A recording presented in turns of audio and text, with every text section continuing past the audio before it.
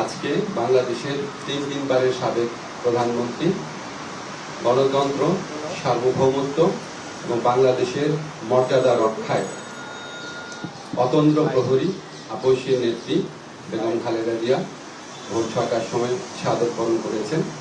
ইন্না লিল্লাহি ওয়া ইন্না ইলাইহি রাজিউন। গোটা জাতির মতো আজকে আমাদের সরকারে যারা আছেন আমরাও গভীরভাবে শোকাভিভূত। এই শোকের পরিবেশে আজকে বিশেষ আয়োজনে প্রধান উপদেষ্টার সভাপতিত্বে উপদেষ্টা পরিষদের একটা বিশেষ সভা অনুষ্ঠিত হয়েছে। সভার শুরুতে সাবেক প্রধানমন্ত্রী বেগম খালেদা জিয়ার মৃত্যুতে দাঁড়িয়ে ১ মিনিটের নীরবতা পালন করা হয় এবং তার আত্মার মাগফিরাত কামনা করে মোনাজাত করা হয়। মোনাজাত পরিচালনা করেন আমাদের ধর্মমন্ত্রী। সবাই বেগম জিয়ার মৃত্যুতে আগামীকাল থেকে ৩ দিনের জন্য রাষ্ট্রীয় শোক প্রস্তাব গৃহীত হয়েছে এবং আগামীকাল সাধারণ ছুটির ঘোষণার সিদ্ধান্ত হয়েছে। সবাই বেগম জিয়ার মৃত্যুতে একটি শোক প্রস্তাব গৃহীত হয়। শোক প্রস্তাব পাঠ করেন আমাদের তথ্য ও পরিবেশ উপদেষ্টা। সবাই সিদ্ধান্ত হয় যে বাংলাদেশে যত দূতাবাস আছে পৃথিবীর বিভিন্ন প্রান্তে সেখানে শোক বই খোলা হবে। সভায় বিশেষ আমন্ত্রণে অংশ নেন বিএনপির মহাসচিব জনাব মির্জা ফখরুল ইসলাম আলমগীর। তিনি সাবেক প্রধানমন্ত্রী বেগম খালেদা জিয়ার পক্ষ থেকে, খালেদা জিয়ার পরিবার, বেগম এবং দলের পক্ষ থেকে অন্তর্বর্তীকালের প্রতি কৃতজ্ঞতা প্রকাশ করেন এবং বেগম জিয়ার নিরাপত্তা সহ সকল ক্ষেত্রে প্রয়োজনীয় সহযোগিতা প্রদান করার জন্য ধন্যবাদ জানান। মির্জা ফখরুল ইসলাম আলমগীর সাহেব আমাদের সভাকে অবহিত করেন যে আগামীকাল বুধবার বাদ জোহর জাতীয় সংসদের দক্ষিণ প্লাজা এবং এর সংলগ্ন মানিক মিয়া এভিনিউতে বেগম খালেদা জিয়ার জানাজা অনুষ্ঠিত হবে। জানাজার পর তাকে শহীদ রাষ্ট্রপতি, বীর মুক্তিযোদ্ধা রাষ্ট্রপতি জিয়াউর রহমানের পাশে দাফন করা হবে। ওনার দাফন করা হবে শহীদ রাষ্ট্রপতি জিয়াউর রহমানের পাশে। আজকে সবাই বেগম জিয়ার দাফন এবং জানাজা সম্পর্কিত বিষয়ে সরকার সব ধরনের সহযোগিতা প্রদান করবে বলে জানিয়েছেন মাননীয় প্রধান উপদেষ্টা। মাননীয় প্রধান উপদেষ্টা ডক্টর মোহাম্মদ ইউনূস সভায় বেগম জিয়ার বিষয়ে বিভিন্ন স্মৃতিচারণ করেন। একটা কথা বলতেই হচ্ছে যে উনি আমাদেরকে মনে করিয়ে দেন শেষ যখন দেখা হয়েছিল বেগম জিয়া ওনার সাথে একান্তে অনেকক্ষণ কথা বলেছিল। আপনারা জানেন সেনা সদরে যে অনুষ্ঠিত হয়েছে প্রোগ্রাম, সেখানে উনি অত্যন্ত উৎফুল্ল ছিলেন, সবার সাথে কথা বলেছেন এবং উনি সেগুলি স্মৃতিচারণ করেছেন মাননীয় প্রধান উপদেষ্টা। উনি এটা বারবার বলেছেন যে আজকে এরকম এক জাতির এই বিশেষ মুহূর্তে আমাদের বেগম খালেদা জিয়ার উপস্থিতি অনেক প্রয়োজন ছিল। গোটা জাতি ওনার জন্য দোয়া করেছে, আল্লাহর ইচ্ছা উনি চলে গেছেন। কিন্তু বাংলাদেশের ইতিহাসে, বাংলাদেশের প্রতিটি মানুষের হৃদয়ে, বাংলাদেশের প্রতিটি আত্মমর্যাদাশীল গণতন্ত্রকামী দেশপ্রেমিক মানুষের হৃদয়ে ওনার অবস্থান অক্ষয় অবিনশ্বর হয়ে থাকবে। আমি ব্যক্তিগতভাবে মনে করি বাংলাদেশের ইতিহাসে এত শ্রদ্ধা, এত সম্মান, এত ভালোবাসা নিয়ে এরকম একজন নেতৃত্ব চলে যাওয়া এটা একটা বিশেষ মুহূর্ত এবং আমরা বাংলাদেশের প্রতিটা মানুষ এই শোকে একত্রিত হয়েছি।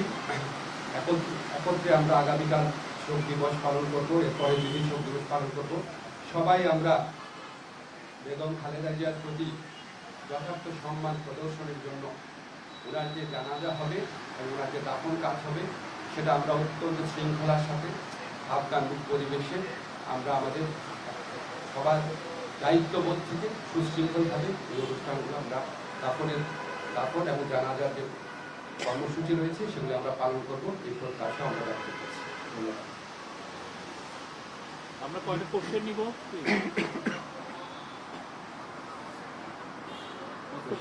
মল্লিক আমার প্রশ্নটা হচ্ছে যে সবই আপনি বললেন সকাল থেকে আরো বলা হয়েছে নিজ আপনারা জানাবেন সরকার এবং বিএনপির পক্ষ থেকে বলা হয়েছে। আমার একটা প্রশ্ন হচ্ছে যে মানুষজন বলছে যে খালেদা জিয়াকে মানে মারা যাওয়ার মধ্য দিয়ে প্রমাণ করতে হয়েছে যে তিনি আসলে অসুস্থ ছিলেন। আপনি এর আগে সবচেয়ে বেশি সোচ্চার ছিলেন, তাকে বিদেশে পাঠানো, তার শারীরিক অবস্থা এবং এই সরকার আসার পরে তাকে আসলে অতি গুরুত্বপূর্ণ ব্যক্তি হিসেবে গণনা করা হয়েছে। কিছুটা তো নির্দয় আচরণ হয়েছিল আগের সময়। আপনি আগের সময় নির্দয় আচরণের কথা বললেন, ওনাকে একটা প্রহসনমূলক রায়ে ওনাকে জেলখানায় পাঠিয়ে অকথ্য নির্যাতন করা হয়েছে।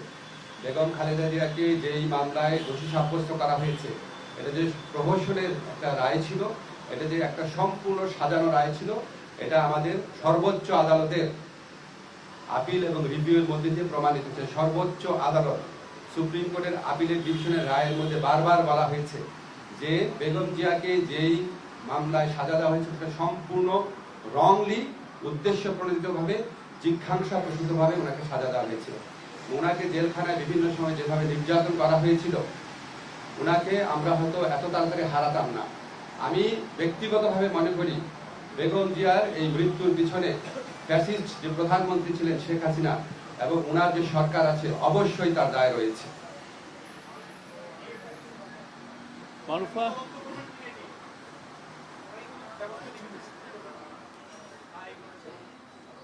তবে আপনাকে একটা জিনিস আমরা বলি, আমরা আমাদের সরকারের পক্ষ থেকে আপনারা সবাই লক্ষ্য করেছেন, আমাদের যা করার ছিল, আমাদের মাননীয় প্রধান উপদেষ্টা প্রফেসর ডক্টর মোহাম্মদ ইউনূস উনি ব্যক্তিগতভাবে সমস্ত সময় খোঁজ খবর রেখেছেন।